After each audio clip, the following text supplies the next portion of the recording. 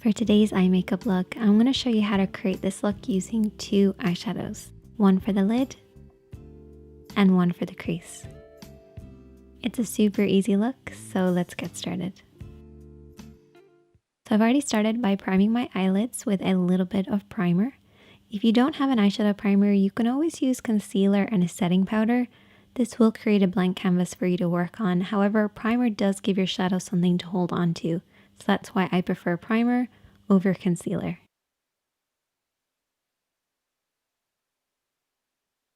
I'm first of all going to take that crease shade, which is a matte tone. And I'm going to take my blending brush. So you only need two brushes for this look, a blending brush and a flat brush. Starting with the blending brush, we're going to work this over and back into the crease of the eye. So the crease of the eye is where the eye creases into the eye shape. We're going to start on the outer corner and blend this over and back in this area.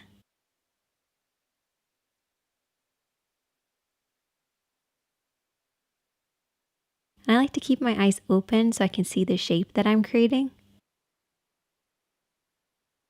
Making sure the depth of color is right at the lower point of the crease. Blending upwards towards the brows and pretty much disappearing as it gets to the brow area. Take your time blending this over and back until you get the depth of color that you want. And then I'm going to take my lid shade, and whenever I'm applying anything that has a little bit of shimmer, I use a flat brush to apply it. The reason I use a flat brush is it helps the shadow to glide on, particularly with metallics or anything with shimmer or glitter. It just helps them to really hold on to the lid and glide and create that nice glossy look.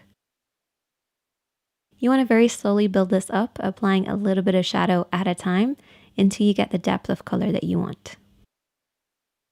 You also want to pay close attention to the lash line because this is where you want the majority of the shadow to be, blending upwards until it reaches the crease.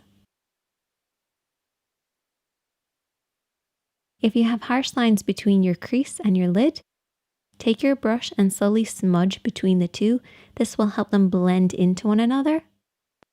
But don't be afraid to keep blending and applying a little bit as you go along. And I also took that lid shade and applied it underneath the eyes as well. And that is the finished look, a little bit different for me, but I hope you guys enjoyed this one.